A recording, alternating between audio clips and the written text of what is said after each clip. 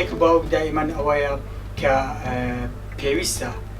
لەگەڵ ئەم مناڵانە هەڵسوکەوتێکی باش بەرنامەیەکیان بۆ دانێن بۆ ئەوەی بتوانن چۆن بخوێنن و چۆن خۆیان ئامادە بکەن. لەو کاتێک کە قوتابیان ئیزن دەدرێن بۆ دەرچوونی خوێندن لە هەردوو کۆرس یەکەم و کۆرسی دووەم، لەو کاتێک کە ئیزن دەدرێن دەبێت پێویستە بە جوانترین شێوە بخوێنن، واز لە یاری ئەلکترۆنیەکان بین وەکو پابجی یان ئەکسبۆکس و هەر یاریشی تر، وە لە هەموو کاردانەوەیکی